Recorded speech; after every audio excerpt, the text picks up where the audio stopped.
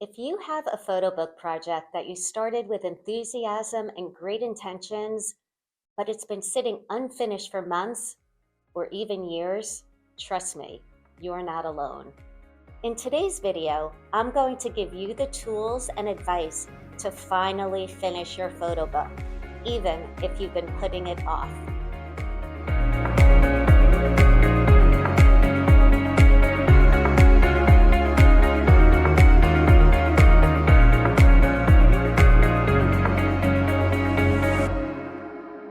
Hi, I'm Karen Herman, a certified photo manager in Connecticut.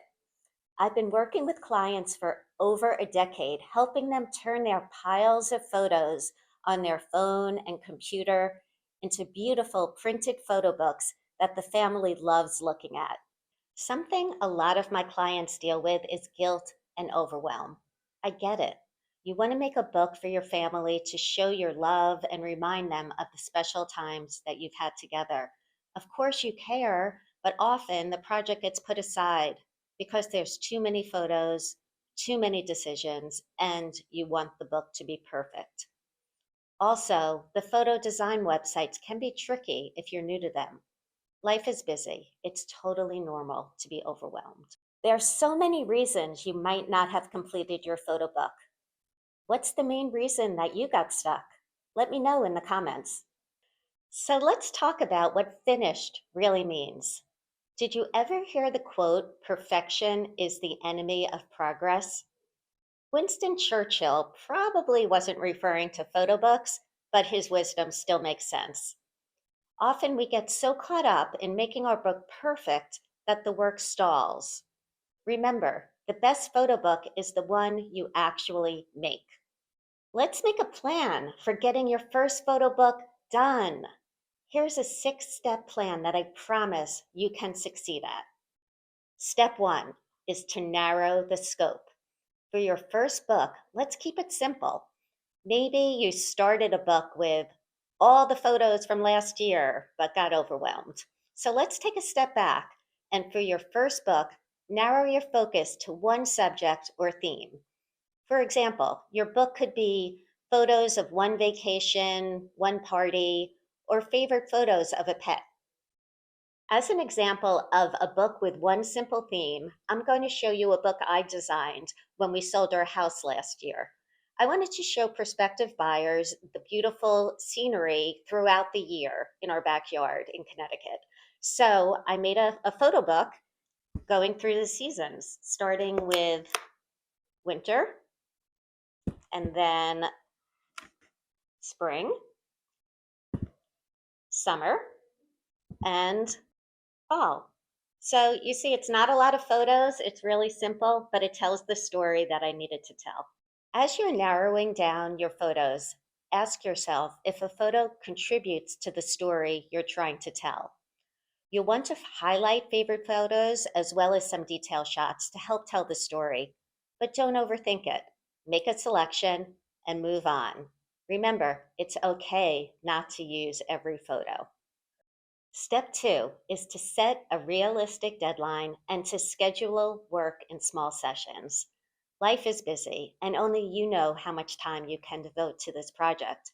You should get faster as you design more books, but for the purpose of scheduling, let's estimate that your first book will take about 10 hours to design.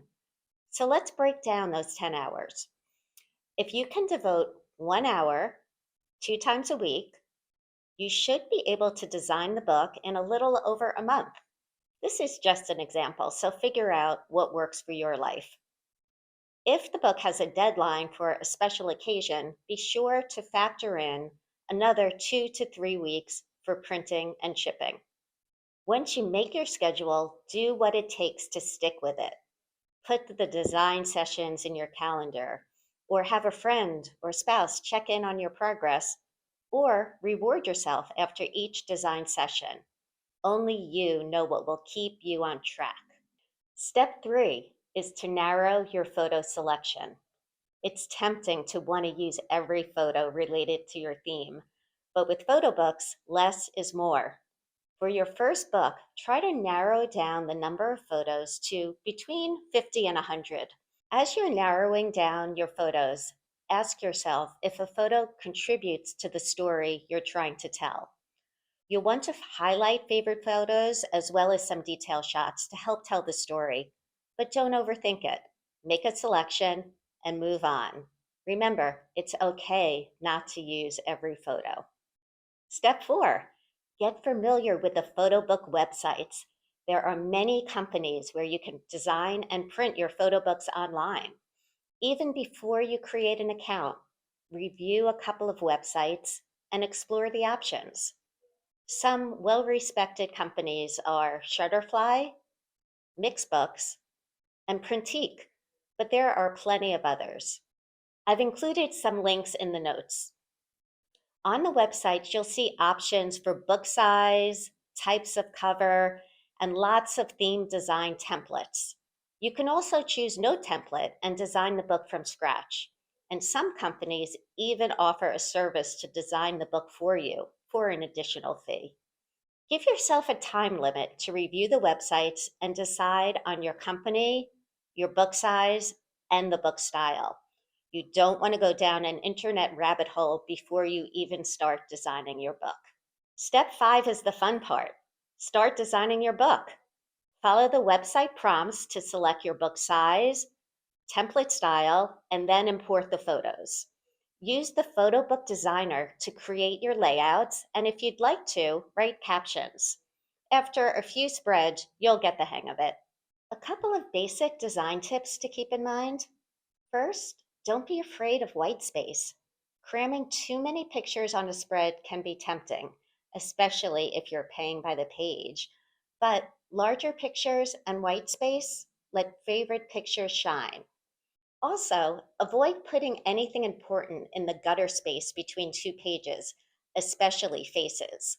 I designed this book before I knew about the gutter rule, and I made a rookie mistake. I put my son's face right in the middle of the gutter. Finally, be consistent with fonts and spacing. For example, in this book that I just designed for a vacation I took with my friends, you can see I used the same font here as on every other page and the same spacing in between photos. It makes the book look more professional and polished. Work in the short sessions that you planned in step 2, but if you're on a roll and have the energy, keep going. Step 6 is to finalize and print. This can be the hardest step if you're a perfectionist, but at some point you'll need to stop editing, do a final review, and click order. Remember Winston Churchill, perfection is the enemy of progress. If you're still watching, congratulations, you are committed to finishing your first photo book. But what if you get stuck again? Let's learn from problems that others have faced. Waiting until the perfect time to start. My advice is there is no perfect time. Just plan the sessions that fit with your schedule and get started. You can't decide between different pictures. My advice is don't overthink it. Make a choice and move on. Reworking the same pages over and over again. And my suggestion, you've heard me say it before, perfection is the enemy of progress. You know, momentum matters more than perfect decisions. If this video helped you, make sure to subscribe for more simple, practical photo organizing tips. Also, check out the Photo Keepers Club by the Photo Managers. It's a supportive community where you can work alongside others and stay accountable. Or you can always hire a professional photo manager. Thanks so much for watching this video on how to actually finish a photo book, even if you've been putting it off. I hope I gave you the tools to finally finish your first book. Remember, your photo book doesn't have to be perfect. It just has to be finished. You got this.